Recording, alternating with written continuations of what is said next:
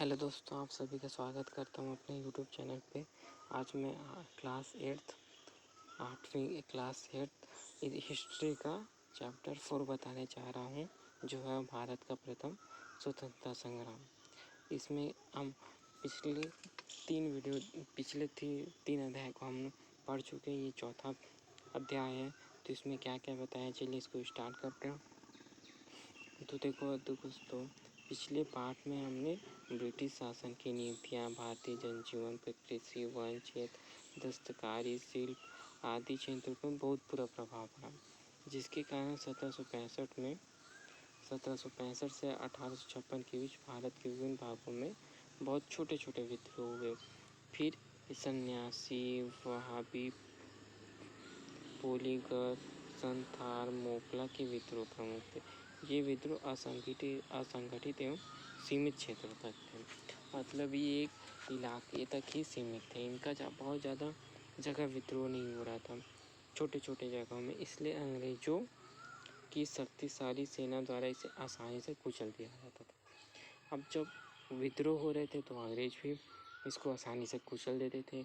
50-100 लोग विद्रोह करते थे, उनको आसानी से कुचल देते थे। फिर 1857 में जो विद्रोह हुआ वह नियोजित एवं व्यापक क्षेत्रों में फैला। इसमें ज़्यादातर भारतीय समाज के किसान, कारीगर, जमींदार और पुराने राजवाड़े के नवाब आदि वर्गों के लोग शामिल थे, जो ब्रिटिश शासन की नीतियों पर से असंतुष्ट थे। फिर क्या हो गया दोस्तों, जब ये छोटे छोटे आंदोलन हो गए, फिर अंग्रेजों ने इन्हें कुचल दिया, तो फिर एक 1857 की क्रांति हुई थी, जो ये थोड़ा उतना ज़्यादा से सफल नहीं थी, लेकिन ये थोड़े बड़े जगह में आंदोलन हुई थी। इसमें किसान, कारीगर, जमींदार, पुराने रजवाड़े के नवाब ये सब जुड़े हुए थे। ये मैप बताया गया है दोस्तों कि यहाँ पे क्या क्या था, कहाँ कहाँ विद्रोह हुआ। तो इस चीज़ को आप जो ये दिया हुआ है डब्बे क्रॉस ये अंग्रेजी क्षेत्र थे और ये देसी राज्य थे। तो जो दिया हुआ इसमें पूरे अंग्रेज़ों के शासन होने लग गए थे। केवल ये वाला एक क्षेत्र बच गया था, एक ये वाला क्षेत्र बचा था, एक ये वाला, ये इधर से पूरे यहाँ तक बचा हुआ था, एक ये वाला और फिर एक नीचे वाला, फिर उसके बाद एक थोड़ा सा ये वाला। बाकी जो पूरा जितना है वो सब अंग्रेज़ों के क्षेत्र में आ गई थी। फिर ये विद्रोह हुआ, तो विद्रोह को देखते हैं। 1857 के विद्रोह के पूर्व अंग्रेजों की नीतियों से पुराने शासक एवं जनता त्रस्त थी। कौन कौन त्रस्त थे? जो पुराने शासक हो गए और जनता। अंग्रेजों ने भारतीय राजाओं से सहायक संधि की थी, पर जनता उसका पालन अपनी मर्जी के अनुसार ही करती थी। राजाओं में डलहौजी की विलय नीति के प्रति बड़ा असंतोष था। इसमें झांसी, पूना और अवध प्रमुख राज्य थे। इस असंतोष के प्रमुख कारण इस प्रकार है। झांसी के मृत राजा की तत्त पुत्र को डलहौजी ने उत्तराधिकारी नहीं माना और 1853 में झांसी द्वारा अंग्रेजों ने कब्जा कर लिया।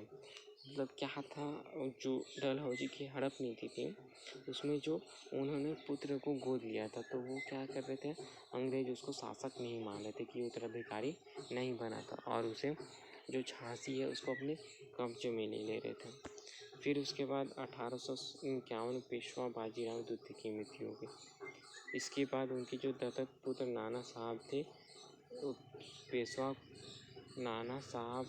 नानाजी साहब पेशवा को मिलने वाले पेंशन को अंग्रेजों ने बंद कर दिया। अब क्या हो गया था कि अंग्रेजों ने जो पेशवा बाजीराव के साथ संधि की थी, उस मतलब पेंशन देने की, तो अंग्रेजों ने उसको बंद कर दिया। फिर अवध के नवाब वाजिद अली खां पर कुशासन का आरोप लगाकर उसे राज छीन लिया। मतलब वो बोलने लगे कि तुमसे जनता परेशान है, ऐसा है वैसा, कुशासन का आरोप लगा के उनसे छीन लिया। फिर अंग्रेजों ने नई लगान व्यवस्था से जमींदार, भूमि स्वामी की शक्ति समाप्त हो गई।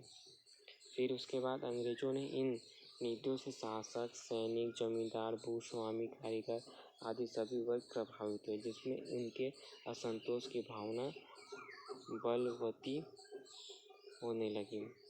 फिर उसके बाद किसानों और दस्तकारों की बदतर हालत। अब क्या हुआ था दोस्तों, जैसे किसान से लगान खूब लिया जाता था, किसानों की हालत बहुत ख़राब हो गई थी। दस्तकार थे, उनसे उनका रोज़गार छीन गया था, तो इससे उनकी हालत क्या थी, बहुत अधिक ख़राब हो। उन्होंने साहूकार से क्या करना, और फिर जितने भी लोग हैं सब कृषि पर निर्भर हो गए और साहूकार से कर्ज लेने लग गए। साहूकार बड़ी कठोरता से कर्ज वसूलते थे। किसान उसके लिए अपनी ज़मीन जायदाद को बेचना पड़ता था। किसान बेरोजगार हो गए थे। इस प्रकार आम लोगों में कंपनी शासन के प्रति असंतोष की भावना पनपने लगी। इसके अतिरिक्त कंपनी की पश्चातापूर्वक चुंगी कर मतलब एक प्रकार का टैक्स था, नीति के कारण भारतीय दस्तकार शिल्प भी बेरोजगार हो गए। इसमें उनमें भी असंतोष की भावना पनपने लग गई।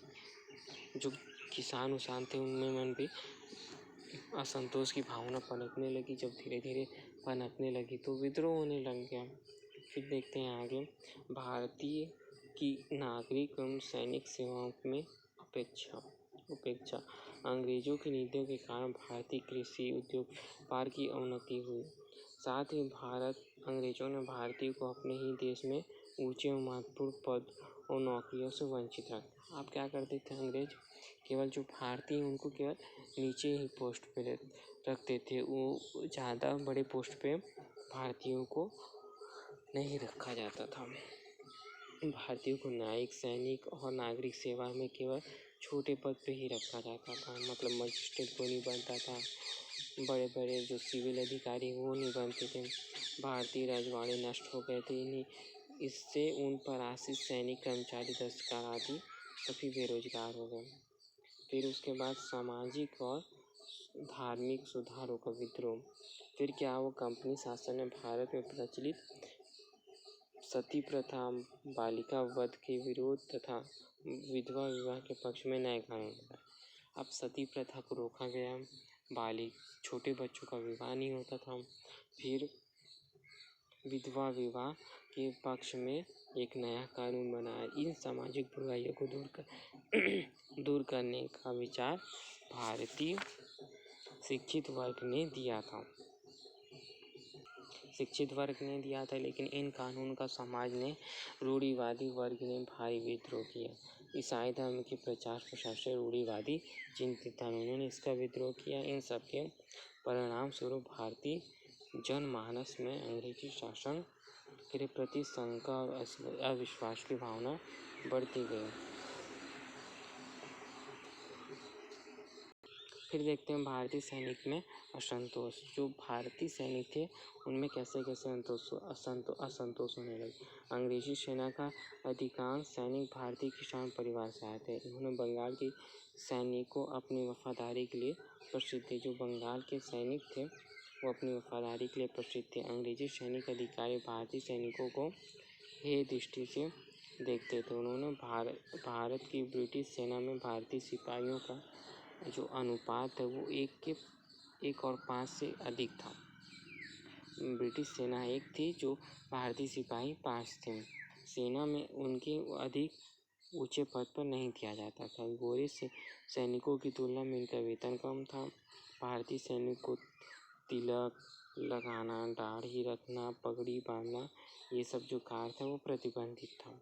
उन्होंने युद्ध के समुद्र पार कर अन्यत्र भेज दिया जाता था, जबकि समुद्र पार करना उन दिनों धर्म के विरुद्ध माना जाता था।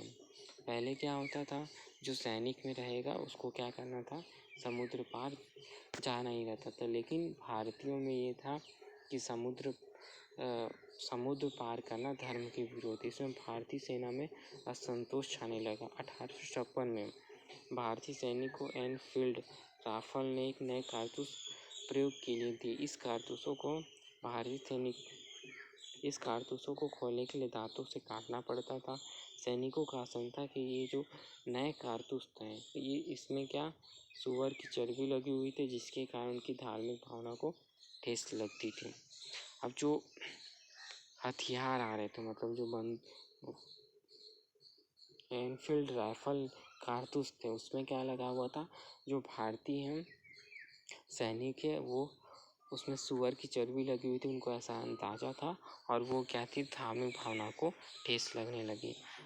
असंतोष का आंदोलन 29 मार्च 1857 की बात है, जब कलकत्ता के निकट बैरकपुर फौजी छावनी में सैनिकों का परेड चला था। इसी समय एक सिपाही मंगल पांडे ने नए बंदूक जिसमें कारतूस चर्बी लगे हुए थे प्रयोग करने से इनकार कर दिया। अंग्रेजों ने जो ह्यूसन था अंग्रेज अधिकारी, इन बंदूक और कारतूस को प्रयोग करने का आदेश दिया, किंतु मंगल पांडे ने इनके आदेश का पालन नहीं किया और उन्हें गिरफ्तार कर लिया गया। तब क्रोध में आकर मंगल पांडे ने ह्यूसन पर गोली चलाई। उसके पास खड़े अन्य अंग्रेज अधिकारी भी गोली चला दी। देश की अन्य सैनिक छावनी में विद्रोह की जंगल की आग की तरह फैल गई और फलतः जो 10 मई 1857 में मेरठ छावनी में पूरी भारतीय पलटन ने विद्रोह कर देश से जेल में बंद अपने साथियों को छोड़ाकर दिल्ली की ओर प्रस्थान किया। रास्तों में हजारों लोग इन विद्रोह के साथ हो गए। खबर पाकर दिल्ली छावनी में भारतीय सिपाही भी इन सैनिकों के साथ आकर मिल गए। मुगल बादशाह बहादुर शाह जफर ने नेतृत्व संभालने का आग्रह किया। फिर क्या हुआ दोस्तों, ये जो सैनिकों का विद्रोह हुआ, इसमें ये बहुत बड़ा आंदोलन होते गया धीरे धीरे, क्योंकि एक मंगल पांडे ने इसका विद्रोह किया था। फिर उन्होंने जो अंग्रेज अधिकारी उसको मार दिया। फिर ये विद्रोह जितने भी जेल में सैनिक थे उसको छुड़ा कर दिल्ली की ओर प्रस्थान करने लगे और बहादुर शाह जफर को नेतृत्व संभालने का आग्रह किया।